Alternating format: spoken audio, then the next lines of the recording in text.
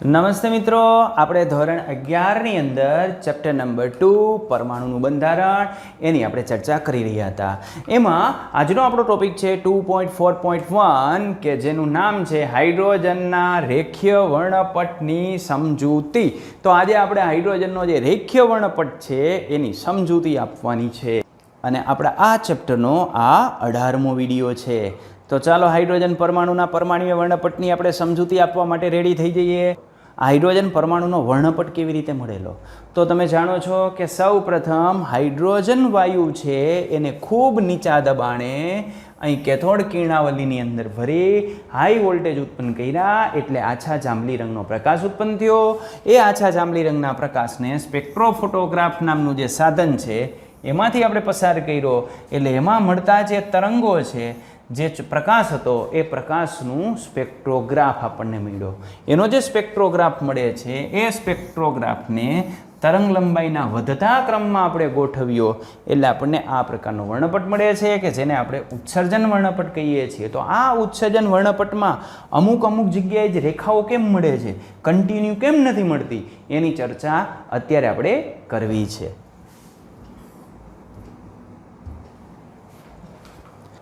તો આ હાઇડ્રોજન પરમાણુનો જે પરમાણ્વીય વર્ણપટ છે એ નિલ્સ બોહર નામનો સાયન્ટિસ્ટે આની સમજૂતી આપી હતી.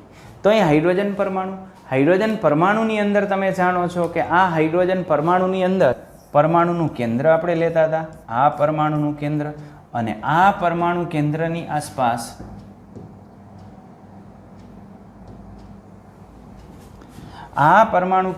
આસપાસ આવી વર્તુળાકાર કક્ષા હતી. તો એની આસપાસ જે વર્તુળાકાર કક્ષા છે એ વર્તુળાકાર કક્ષા આવી જુદી, તો ત્યાં આવી વર્તુળાકાર કક્ષાઓ હાઇડ્રોજનના પરમાણુ કેન્દ્રની આજુબાજુ. હવે આપણે જાણીએ છીએ કે હાઇડ્રોજનની અંદર જે ઇલેક્ટ્રોન હોય એ પહેલી કક્ષામાં જ પરિભ્રમણ કરતો હોય, પણ જ્યારે આના ઉપર હાઈ વોલ્ટેજ આપણે આપાત કરીએ ત્યારે આ ઇલેક્ટ્રોન ઉત્તેજિત અવસ્થામાં જાય. અને નિલ્સ બોહરે આપણને કીધું હતું બધી જ કક્ષાઓ હોતી નથી, માત્ર ને માત્ર હાઇડ્રોજનની અંદર એવી જ કક્ષાઓ હોય છે કે જેને આપણે માન્ય કક્ષાઓ કહીએ છીએ, અને ઇલેક્ટ્રોન એવી જ કક્ષાઓની અંદર પરિભ્રમણ કરી શકે. તો જો માન્ય કક્ષકોની સંખ્યા જ ફિક્સ થઈ જાય તો આપણને ચોક્કસ તરંગ લંબાઈ અથવા આવૃત્તિ ધરાવતા જ વિકિરણો મળશે. દાખલા તરીકે માનો કે આ જે માન્ય કક્ષા છે એ માન્ય કક્ષામાં એ અહીંથી અહીં સુધીનું સંક્રમણ કરી શકે, બરાબર, પણ અહીંયા વચ્ચે અહીંયા ઇલેક્ટ્રોન રહી ન શકે તો આવડું સંક્રમણ પણ ન થાય, અને આવું સંક્રમણ ન થાય તો આ સંક્રમણ માટે જે જરૂરી આવૃત્તિ હોય એ આવૃત્તિ આપણને ક્યાંય વર્ણપટની અંદર જોવા મળે નહીં. એટલે બધી જ આવૃત્તિ નહોતી મળતી. એની પાછળનું કારણ આ હતું. હવે આ જે ઉર્જા સ્તર આપણે પરમાણુની કક્ષા જે વર્તુળાકાર દર્શાવી છે એની જગ્યાએ લિનિયર આપણે દર્શાવી અને સમજીએ તો આને આપણે આમ સમજી શકીએ. તો આ થઈ ગયો આપણો હાઇડ્રોજન પરમાણુનો પરમાણ્વીય વર્ણપટ. આવો હાઇડ્રોજન પરમાણુનો પરમાણ્વીય વર્ણપટ મળે છે. એમાં આપણે ચર્ચા કરી ગયા હતા કે લાઇમેન, બામર, પાસ્ચન, બ્રેકેટ, ફુંડ અને હેમ્ફ્રી આવી જુદી શ્રેણીઓ એની અંદર મળતી હોય છે. જો આ જે પહેલું શક્તિ સ્તર છે એ પહેલા શક્તિ સ્તરને આપણે n=1 કહીએ અને એની શક્તિને આપણે E1 કહીએ. આ બીજું છે એની શક્તિને આપણે E2 કહીએ. આ ત્રીજું છે એની શક્તિને આપણે E3 કહીએ. આ ચોથું છે એને E4 કહીએ. તો આમ આના જુદા જે શક્તિ સ્તરો છે એની શક્તિ જુદી હોય, અને આ જુદી શક્તિમાંથી ઇલેક્ટ્રોનનું સંક્રમણ જ્યારે જુદી કક્ષામાં થાય ત્યારે એને અનુરૂપ લાઇમેન, બામર, પાસ્ચન, બ્રેકેટ અને ફંડ આવી જુદી શ્રેણીઓ આપણને મળે છે. પણ આ શ્રેણી મળે છે એની પાછળનું કારણ શું છે? તો આ શ્રેણી મળે છે એની પાછળનું કારણ આને આપણે કહીએ છીએ ઇલેક્ટ્રોનનું સંક્રમણ, ઇલેક્ટ્રોનની સંક્રાંતિ. તો અહીં ઇલેક્ટ્રોનની સંક્રાંતિ થાય છે. આ ઇલેક્ટ્રોન અહીં જે ઉત્તેજિત અવસ્થા છે ત્યાંથી પાછો ક્યાં આવે? ધરા અવસ્થામાં આવે.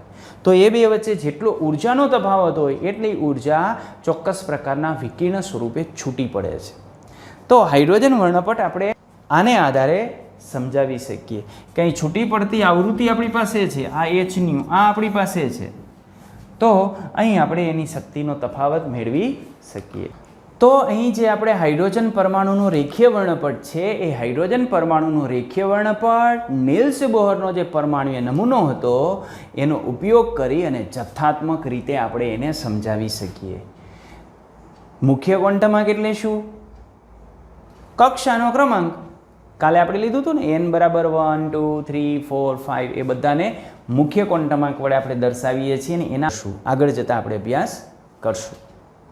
જો કોઈ ઇલેક્ટ્રોન છે એ નીચો જે મુખ્ય ક્વોન્ટમાર્ક છે પ્રિન્સિપલ ક્વોન્ટમ નંબર નીચો હોય યાની n બરાબર 1 હોય એમાંથી n બરાબર 2માં જાય તો અહીંયા એની શક્તિ ઓછી હોય, ઉપર જાય એટલે એની શક્તિ વધે. તો નીચેની શક્તિમાંથી ઉપરની શક્તિમાં જોઈએ જાય યાની નીચા મુખ્ય ક્વોન્ટમાર્ક ધરાવતી જે શક્તિ સ્તર છે એમાંથી ઊંચા ક્વોન્ટમાર્ક ધરાવતા શક્તિ સ્તરની અંદર જો ઇલેક્ટ્રોન જાય તો એની શક્તિ વધે અને આ શક્તિ વધારવા માટે એને શક્તિનું શોષણ કરવું પડે એટલે એ ઉર્જાનું અવશોષણ કરે. અને જો આના કરતાં ઉલટું માનો કે મુખ્ય ક્વોન્ટમાર્ક વધારે છે અને ત્યાંથી ઇલેક્ટ્રોન નીચા મુખ્ય ક્વોન્ટમાર્ક ધરાવતા સ્તરની અંદર આવે તો એની ઉર્જા ઘટે. તો જેટલો ઉર્જામાં ઘટાડો થાય એટલી એ ઉર્જાને વિકિરણ સ્વરૂપે છૂટી પાડશે યાની ઉર્જાનું ઉત્સર્જન કરશે. તો આ રીતે શોષણ અને ઉત્સર્જન આપણે સમજાવી શકીએ. એ પ્રિન્સિપલ ક્વોન્ટમ નંબરને આધારે જો ઊંચામાંથી નીચામાં જાય તો ઉત્સર્જન કરશે, નીચામાંથી ઊંચામાં જાય તો શોષણ કરશે. ઓકે, ટૂંકમાં આપણે કહી શકીએ કે જ્યારે ઇલેક્ટ્રોન ઊંચા ઉર્જા સ્તરમાંથી નીચા ઉર્જા સ્તરની અંદર આવે ત્યારે એ ઉર્જાનું ઉત્સર્જન કરશે અને આ જે ઉર્જાનું ઉત્સર્જન છે એ આપણે આ રીતે દર્શાવી શકીએ. બંને વચ્ચે જે ઉર્જાનો તફાવત હોય એના જેટલું હોય. અહીં I એટલે ઇનિશિયલ શરૂઆતનું અને EF એમાં F છે એ ફાઇનલ પોઝિશન. તો આને આપણે લખવું હોય તો આ રીતે લખી શકીએ કારણ કે આપણી પાસે સૂત્ર છે E is equal to En. આપણે કેમ લખતા હતા કાલે?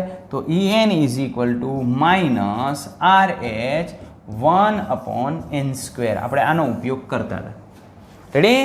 ઓકે, તો જો હું અહીંયા લખી નાખું E1 અથવા EI તો આ આપણને મળશે માઇનસ RH 1/ni² અને જો આપણે અહીંયા EF લખીએ તો આપણને મળશે minus RH into 1/nf². Ready? હવે અહીં જે આપણને EF અને EI આપેલા છે એમાં EFમાં આપણે આની કિંમત મૂકી દઈએ અને આમાં આપણે આની કિંમત મૂકી દઈએ એટલે આપણને નવું સમીકરણ આ રીતે મળે. Okay, ready? ચાલો, તો હું એની કિંમત મૂકું છું તો EF ઇઝ ઇક્વલ ટુ આપણને મળશે minus RH 1/nf² minus EI ની કિંમત છે માઇનસ RH 1/ni². રેડી? અહીં કાઉન્સ છૂટો પાડી દઉં એટલે આ તો માઇનસ જ છે. RH 1/nf² minus minus plus થઈ જશે RH 1/ni². રેડી? ચાલો, હવે પ્લસ વાળાને હું આગળ લઈ લઉં તો પ્લસ વાળાને આપણે આગળ લઈએ તો આપણને આમ મળશે is equal to RH 1/ni² minus RH 1/nf². RH તો સરખું છે, ચાલો બહાર કાઢી લ્યો. RH ને જો આપણે બહાર કાઢી લઈએ તો અહીં આપણને મળશે 1/ni² minus 1/nf². This is four delta E. તો ડેલ્ટા E ની કિંમત આપણને આમ મળશે. આટલી ઉર્જાનું ઉત્સર્જન થશે. રેડી? તો ઉર્જાનું ઉત્સર્જન અહીં RH ને આપણે શું કહીએ છીએ? રીડબર્ગનો અચળાંક. કાલે કહેતા હતા એ જ પ્રશ્ન છે. પણ કાલે આપણે માત્ર ને માત્ર એક ફોર્મ્યુલા જોયું હતું, En નું ફોર્મ્યુલા જોયું હતું. En is equal to minus RH 1/n². આટલું જોયું હતું અને આજે એમના વચ્ચેનો તફાવત લીધો. તો અહીં જ્યારે એક ઉર્જા સ્તરમાં ઊંચી કક્ષામાંથી જ્યારે નીચી કક્ષામાં જશે ત્યારે બંને વચ્ચે જે ઉર્જાનો તફાવત છે એટલી ઉર્જા છૂટી પડશે. તો આટલી ઉર્જા છૂટી પડે ત્યાં તો ડેલ્ટા Eની કિંમત આપણને આટલી મળશે. તો અહીં જે Ni છે એ ઇનિશિયલ છે, યાની શરૂઆત જ્યાંથી થઈ હતી એ છે પ્રારંભિક અવસ્થા અને NF છે એ ફાઇનલ છે યાની અંતિમ ક્યાં જાય છે એ કક્ષા દર્શાવે છે.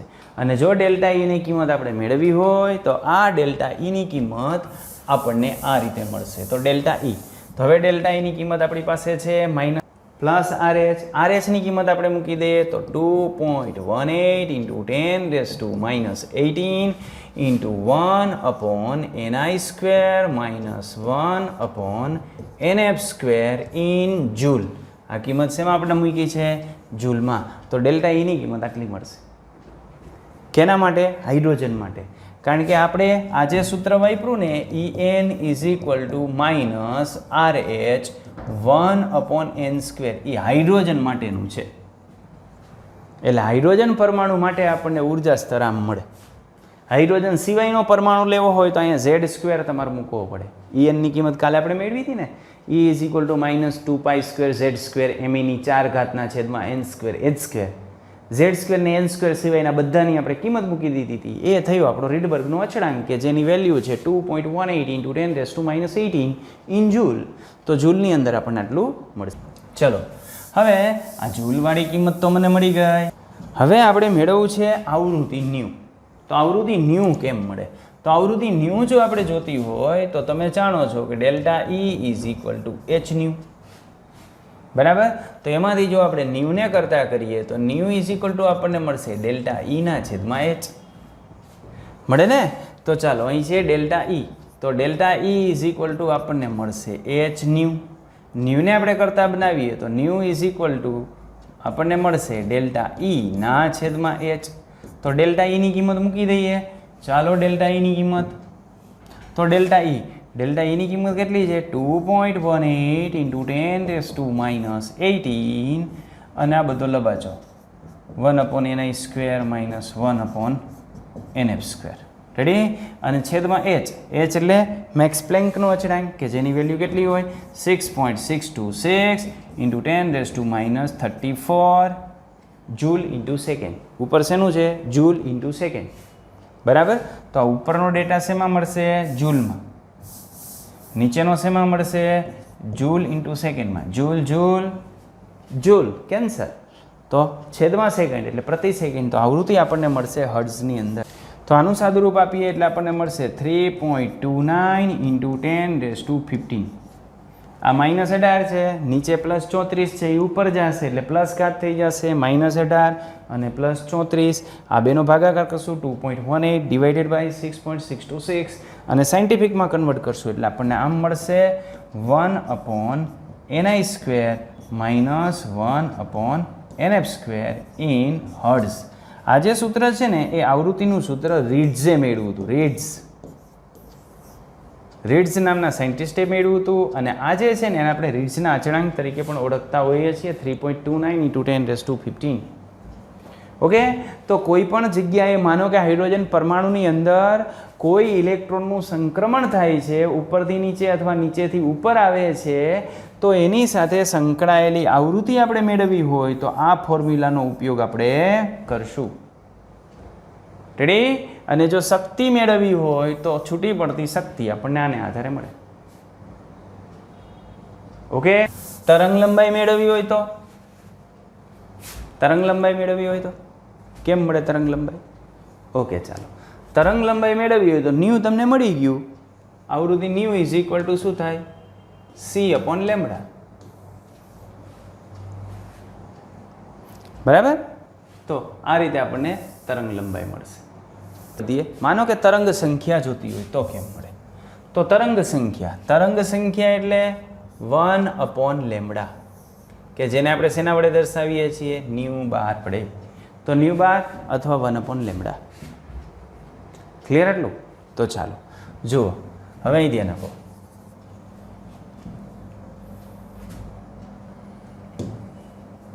અહીં હું લઉં છું ડેલ્ટા E. ડેલ્ટા E આમ લખી શકું hc/λ. લખી શકાય? Yes or no? Okay. Then અહીંયા મારે 1/λ જોઈ છે તો આ ડેલ્ટા E, આ h અને c એ બાજુ ગુણાકારમાં છે, આ બાજુ ભાગાકારમાં આવી જાય તો અહીંયા આપણને શું મળે? 1/λ મળે. 1/λ શું કહેવાય? ન્યૂ બાર કહેવાય. ઓકે? તો આના પરથી જો આપણે ન્યૂ બાર જોતું હોય તો ન્યૂ બારનું ફોર્મ્યુલા આપણને કેમ મળે? તો ન્યૂ બારનું ફોર્મ્યુલા આપણને આમ મળે delta E/hc. Ready? Now we know about delta E. What is value of delta E? Delta E 2.18 into 10⁻18 in joule. અને લબાચો શું છે? 1/ni² minus 1/nf². રેડી? આ ડેલ્ટા એની કિંમત થઈ ગઈ. h અને c અહીંયા મૂકી દઉં. h 6.626 into 10⁻⁻34 joule into second and c શૂન્યાવકાશમાં પ્રકાશનો વેગ 3.0 into 10⁸. રેડી? ચલો, તો હવે આપણે આનું સાદુરૂપ આપીએ. તો આનું સાદુરૂપ આપણે કેમ આપી શકશું તો એની આપણે વાત કરીએ. 10 ની કેટલી ઘાત આવશે? તો 10 ની ઘાત આવશે -18. આ ઉપર થઈ જશે +34. આ ઉપર જશે એટલે થઈ જશે -8. એટલે 10 ની આટલી ઘાત આવશે. રેડી? આનું સાદુરૂપ આપી દઈએ. 0.1096677 અને 10 ની કેટલી ઘાત થશે? 18. 18 ને -8 એટલે કેટલી થઈ? -26. -26 અને +34 તો -26 છે અને +34 છે એટલે થશે +8 ઘાત. તો ત્યાં આપણને મળશે +8 ઘાત. તો આપણને મળશે 0.1096677 into 10⁻8. બરાબર? આ બાકીનું જે હતું એ તો છે જ. તો આને સાયન્ટિફિકમાં આપણે કન્વર્ટ કરીએ એટલે 1.09677 into 10⁻7 અને 10 વડે ગુણ્યા અને 10 વડે ભાગ્યા અને પાછળ શું આવશે? આ જે ડેટા છે. તો આ કેનું સૂત્ર મેળવ્યું? તરંગ સંખ્યા ન્યુ બારનું. તો તરંગ સંખ્યા ન્યુ બાર મેળવવી કેમ મળે? આટલી વસ્તુ ધ્યાનમાં રાખવાની છે, પછી તો ગાણિતિક ક્રિયા જ કરવાની છે. અવશોષણ વર્ણપટ. તો અવશોષણ વર્ણપટમાં હંમેશા શું થતું હોય? શોષણ. એટલે અહીંયા શરૂઆતમાં ક્યાં હોય? નીચા ઉર્જા સ્તરમાં. પછી ક્યાં હોય? ઊંચા ઉર્જા સ્તરમાં. શરૂઆતમાં નીચું ઉર્જા સ્તર એટલે શરૂઆતમાં એનઆઈ કેવું હોય? નાનું અને એનએફ કેવું હોય? મોટું. તો અવશોષણ વર્ણપટની અંદર હંમેશા ઇનિશિયલ કરતાં ફાઇનલની શક્તિ વધારે હોય. યાની નીચા ઉર્જા સ્તરમાંથી એ ઊંચા ઉર્જા સ્તરમાં જતો હોય અને જો નીચા ઉર્જા સ્તરમાંથી ઊંચા ઉર્જા સ્તરની અંદર જાય તો ઉર્જાનું શોષણ થાય એટલે એની કિંમત ધન આવે અને એ ઉર્જા જે છે એ શું થશે? શોષાશે. પણ જો ઉત્સર્જન વર્ણપટ હોય તો ઉત્સર્જન એમાં હંમેશા ઉપરથી નીચે આવતો હોય અને ઉપરથી નીચે આવે તો ઊંચા ઉર્જા સ્તરમાંથી નીચા ઉર્જા સ્તરમાં આવશે. ઊંચા ઉર્જા સ્તરમાંથી નીચા ઉર્જા સ્તરમાં આવે એટલે અહીંયા હતો ત્યાંથી અહીંયા આવ્યો તો ઇનિશિયલની શક્તિ વધારે હોય, ફાઇનલની શક્તિ ઓછી હોય. તો ઇનિશિયલની વધારે હશે ને ફાઇનલની ઓછી હશે. રેડી? તો આને લઈને આવું જ્યારે હોય ત્યારે ઉર્જાનું શું થશે? ઉત્સર્જન થાય. ઉત્સર્જન થાય એટલે ઈનું મૂલ્ય આપણને કેવું મળશે? તો એના માટે ઈનું મૂલ્ય ઋણ મળશે અને ઉર્જા મુક્ત થશે. આ ઉપરાંત અવશોષણ અને ઉત્સર્જન જે વર્ણપટ આપણને જોવા મળે છે એમાં જુદી જુદી રેખાઓ જોવા મળે છે. એમાં જોવા મળતી દરેક રેખા એવું સૂચવે છે કે હાઇડ્રોજન પરમાણુની અંદર એ પ્રકારની સંક્રાંતિ થાય છે. અને આપણે જે પેલી ડિસ્ચાર્જ ટ્યુબની અંદર હાઇડ્રોજન વાયુ ભરેલો એ હાઇડ્રોજન વાયુની અંદર ભલે ઇલેક્ટ્રોનની સંખ્યા એક હોય પણ એમાં હાઇડ્રોજન પરમાણુની સંખ્યા ખૂબ વધારે હતી એટલે એની અંદર લગભગ બધા જ પ્રકારની સંક્રાંતિ આપણને જોવા મળતી હોય છે. અને જે સંક્રાંતિ વધારે પ્રમાણમાં જોવા મળતી હોય તો એ સંક્રાંતિમાં છૂટી પડતી જે તરંગ લંબાઈ છે અથવા આવૃત્તિ છે એનો જથ્થો પણ વધારે પ્રમાણમાં હશે. અને જો આવા તરંગોની સંખ્યા વધારે હોય તો ત્યાં એની તીવ્રતા અથવા તેજસ્વીતા વધારે જોવા મળશે. તો જે રંગની તીવ્રતા અથવા તેજસ્વીતા વધારે જોવા મળે છે એના વિશે આપણે એવું કહી શકીએ કે એવી તરંગ લંબાઈ ધરાવતા વિકિરણનો જથ્થો વધારે ઉત્સર્જિત થતો હશે. ઓકે, ચાલો.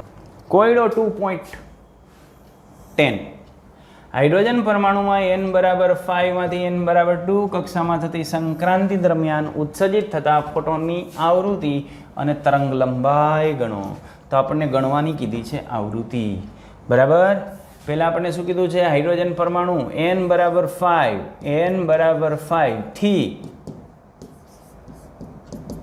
ક્યાં જાય છે? થી n = 2 કક્ષા દરમિયાન ઉત્સર્જિત થતા ફોટોનની આવૃત્તિ ન્યુ = વોટ અને તરંગ લંબાઈ લેમ્બડા = વોટ. આટલું આપણી પાસે માગ્યું છે ને. ચલો, તો આપણી પાસે માગેલું છે આવૃત્તિ. હવે આવૃત્તિ આપણે મેળવવી હોય તો આપણી પાસે સમીકરણ છે ΔE નું. ΔE = આપણને શું મળે છે? RH. 1/ni² minus 1/nf². આ ડેલ્ટા ઈ મળી ગઈ, શક્તિ મળી ગઈ.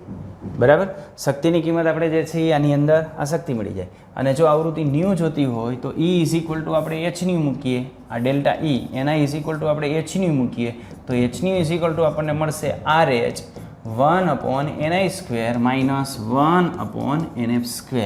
આપણે ન્યૂ જ જોઈ છે એટલે h ને જવા દઈ પેલી બાજુ, એટલે RH ના છેદમાં h 1/ni² માઇનસ 1/nf². સીધું જ આપણે રીડબર્ગ વાળું સૂત્ર લઈ લીધું હોત 3.29 વાળું તો ચાલે. બરાબર, તો આ રીતે આપણને મળે. એટલે અહીંયા RH ની અને h ની આપણે કિંમત મૂકી દો, આપણને કોઈ પ્રોબ્લેમ નથી. માનો કે RH ની કિંમત આપણે મૂકીએ 2.18 × 10⁻18 અને આની કિંમત આપણે મૂકીએ 6.626 × 10⁻34 અને ni² માઇનસ nf². તો અહીં આપણને મળશે આ રીતે 1/ni². 1/ni, ni કેટલો છે તો ni છે 5, તો 5 નો વર્ગ કેટલો થઈ જશે 25 અને f ફાઇનલ કેટલો છે 2, તો ત્યાં કેટલો આવશે 4. બરાબર, જો આ બધી લાંબી ગણતરીમાં ગયા સિવાય માનો કે સીધું જ આપણે આમ મૂકી દીધું હોત કે આપણે જાણીએ છીએ કે આવૃત્તિ ન્યૂ ઇઝ ઇક્વલ ટુ 3.29 × 10⁻15 અને આ 1/ni વાળું તોય ચાલે. બરાબર, આ બધી માથાકૂટમાં પડવાની જરૂરિયાત નથી. જો આ સમીકરણ તમને યાદ હોત 1/ni² માઇનસ 1/nf², નો પ્રોબ્લેમ, સીધું જ ચાલે. Okay, ready? ચાલો, તો અત્યારે આપણે આનો જ ઉપયોગ કરીએ છીએ. તો આપણને મળી ગયું 10⁻15 અને અહીં 1/25, 25 અને 4 લસા કેટલો થઈ જશે 25 × 4, એટલે અહીં કેટલા આવશે 4 માઇનસ કેટલા થશે અહીંથી 25. રેડી? ઓકે, તો 4 - 25 તો અહીં આપણે લઈએ એટલે આપણને મળશે 3.29 × 10⁻15. 25 માંથી 4 માંથી 25 જાય એટલે કેટલા વધશે -21 ના છેદમાં 100. ઓકે, એટલે જવાબ આવશે -69.09 ગુણ્યા 10⁻15 અને નીચે 2 ઘાત એટલે 10⁻13. સાયન્ટિફિકમાં જઈએ તો 6.909 અને 10 વડે ભાગ્યા અને 10 વડે ગુણી નાખીએ એટલે 10⁻14 હર્ટ્ઝ. આટલી આવૃત્તિ, પણ માઇનસ મૂલ્ય શું સૂચવે છે? ઉત્સર્જિત થાય. તો અહીં આવૃત્તિનું મૂલ્ય આપણે જે છે એ સાયન્ટિફિક રીતે જ આપણે ગણ્યું છે. અહીં સાયન્ટિફિક રીતે 4 માંથી 25 બાદ કરીને -21 લીધા છે. -21 લીધા એટલે આવૃત્તિનું મૂલ્ય માઇનસ આવ્યું. આગળ જે માઇનસ ચિહ્ન આવે છે એનો મતલબ શું થાય છે? ઉત્સર્જન. જો પ્લસ આવતું હોય તો શોષણ. એટલે આમાં તમે જોઈ શકો કે અહીંયા શું થાય છે? ઉત્સર્જન જ થાય છે ને. તો ni બરાબર 5, 5 માંથી બીજામાં, 5 માંથી બીજામાં જાય એટલે ઊંચામાંથી નીચામાં જશે એટલે શું થશે? ઉત્સર્જન. તો આ ઉત્સર્જન આપણને આ રીતે મળે. ઓકે, ચાલો હવે બીજું આપણે શું જોઈ છે? તો ઉત્સર્જન આ મળી ગયું. હવે આપણે લેમડા જોઈ છે. તો લેમડા આપણે જોતો હોય તો લેમડામાં ડાયરેક્ટ આપણે જે છે એ મૂકી નાખશું. લેમડા આપણે જોઈ છે તો new is equal to c/λ. આ જ કિંમત સીધી મૂકીએ. ઓકે, ચાલો હવે આપણે જોઈ છે લેમડા. તો લેમડા આ બાજુ જશે એટલે શું થશે? c ના છેદમાં ન્યૂ. c એટલે 3.0 × 10⁸ અને આ આપણને મળ્યું 60. માઇનસ હું નથી લેતો, ઉત્સર્જન જ છે, ખબર જ છે હવે. બરાબર, એટલે માઇનસ ધ્યાનમાં નથી લેતો, લખો તોય મને કોઈ પ્રશ્ન નથી. × 10⁻14. તો આનો આપણે ઉપયોગ કરશું એટલે આપણને જે છે એ જવાબ મળશે મીટરની અંદર. આ 10⁸ છે, 10⁻+ 14 છે, ઉપર જશે એટલે -14 થશે, +8 અને -14 એટલે 10⁻6 અને એકમ આવશે મીટર. બરાબર, આનું આપણે સાદુરૂપ આપી દઈએ. હવે નેનોમીટરની અંદર આપણે લઈ લઈએ અને 3 પોઈન્ટ આમના ખસેડીએ એટલે 434.2 એટલે આને 1000 વડે ગુણ્યા તો આને 1000 વડે ભાગી નાખીએ એટલે 10⁻9 મીટર. 10⁻9 મીટર એટલે કેટલા થઈ જાય? કેટલા થઈ જાય? નેનોમીટર. તો આટલા નેનોમીટર તરંગ લંબાઈ ધરાવતું વિકિરણ અહીંથી ઉત્સર્જિત થશે. તો આ તરંગ લંબાઈ ધરાવતું વિકિરણ ઉત્સર્જિત થશે. ઓકે, કોયડા નંબર 2.11ની આપણે વાત કરીએ તો હિલિયમ પ્લસ આપણને આપ્યો છે. હિલિયમ પ્લસની પ્રથમ કક્ષા સાથે સંકળાયેલી ઉર્જા ગણો અને કક્ષાની ત્રિજ્યા ગણ. ચલો, તો હિલિયમ પ્લસ પરમાણુ આપણને આપેલો છે એટલે એના માટે ઝેડની કિંમત થશે 2 અને એક ઇલેક્ટ્રોન ધરાવતો જે છે આયન છે એટલે એના માટે હાઇડ્રોજન પરમાણુનો જે પરમાણુય વર્ણપટ છે એ આપણે ટોટલી એના ઉપર લાગુ પાડી શકશું. સંકળાયેલી ઉર્જા જોઈ છે. તો ઉર્જા En નું આપણી પાસે સૂત્ર હતું -2.18 × 10⁻18 1/ni². પણ એ હાઇડ્રોજન માટે હતો. હાઇડ્રોજન સિવાયનો હોય તો શું મળશે? Z²/n². ઓકે, તો હાઇડ્રોજન સિવાયનું હોય તો આપણને આ રીતે મળશે. અને સામે ત્રિજ્યા Rn = 52.9 n²/z. ચલો, તો Rn ની અંદર આપણને આમ મળશે 52.9 n²/z. આ શેમાં મળશે આપણને? પાઇકોમીટરની અંદર. અને આ શેમાં મળશે આપણને? જૂલની અંદર. હાલો, હવે પ્રથમ કક્ષા કીધી છે એટલે n બરાબર કેટલા મૂકવાના? આપણે 1 મૂકવાના. રેડી? તો n બરાબર આપણે 1 મૂકશું એટલે -2.18 × 10⁻18. z એટલે કેટલા થશે? 2. 2 નો વર્ગ કેટલો થાય? 4. અને છેદમાં કેટલા આવશે? 1. રેડી? આનો આપણે ગુણાકાર કરી નાખીએ એટલે 8 ચોક 32, 3 4 1 4 ને 3 7, 4 2 8 એટલે આટલા આવશે. આ હાઇડ્રોજનની જે હિલિયમ પ્લસની જે પહેલી કક્ષા છે એની શક્તિ આટલી થશે -8.72 × 10⁻18 જૂલ. જૂલની અંદર આટલી મળે. ઓકે, અને Rn અંદર આપણે જઈએ એમાં પણ પહેલી જ કક્ષાની આપણને પૂછી છે એટલે અહીંયા આવે 52.9. n એટલે 1² આવશે. z એટલે આપણે કેટલા મૂકશું? 2. એટલે આને આપણે 2 વડે ભાગવા પડશે. 2 વડે ભાગશું એટલે અહીંયા આવશે 2, અહીંયા આવશે 6 અને અહીંયા આવશે 45 પાઇકોમીટર. ધીસ ઇઝ R1, પહેલી કક્ષાની ત્રિજ્યા. ઓકે, તો આ રીતે આપણને મળે. માનો કે આપણને પહેલી કક્ષાની કીધી છે. જો આપણને n બરાબર બીજી કક્ષાની કીધી હોય તો શું કરવાનું? બીજી કક્ષાની કીધી હોય તો n બરાબર 2 મૂકી દેવાનામાં. બરાબર? આને આપણે n બરાબર 2, આને આપણે કહીશું બીજી કક્ષા.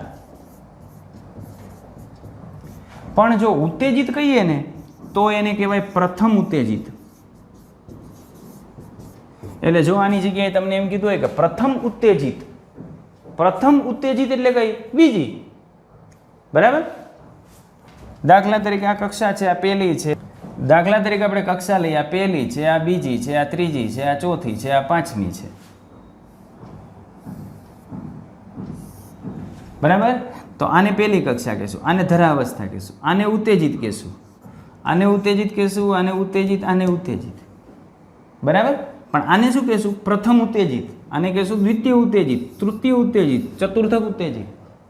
એટલે ચોથી ઉત્તેજિત કહીએ તો આપણે કક્ષા નંબર કેટલામાં આવે? 5. કારણ કે ચોથી ઉત્તેજિત કીધી છે. આ ધરાવસ્થા, આ પહેલી ઉત્તેજિત પણ કક્ષા ક્રમાંક 2, આ બીજી ઉત્તેજિત પણ કક્ષા ક્રમાંક 3. તો આની જગ્યાએ જે આપણને પ્રથમ કક્ષા કીધી છે એની જગ્યાએ આવું જુદું જુદું મૂકીએ અને બીજું આપણને પૂછી શકે. ઓકે, ચલો મિત્રો, સ્વાધ્યાયની અંદર 13મો દાખલો છે 2.13. એમાં આપણને આવું આપ્યું છે હાઇડ્રોજન પરમાણુનો ઇલેક્ટ્રોન જ્યારે સ્તર n બરાબર 4 માંથી n બરાબર 2 માં સંક્રમણ કરે ત્યારે ઉત્સર્જિત થતા પ્રકાશની તરંગ લંબાઈ ગણો. તો ઉત્સર્જિત થતા પ્રકાશની તરંગ લંબાઈ ગણવાની છે. આવડશે? n બરાબર ક્યાં? 4. 4 માંથી ક્યાં જશે? 2 માં. ઓકે, તો કરી નાખજો હોમવર્કમાં. Thank you. Like, share and subscribe.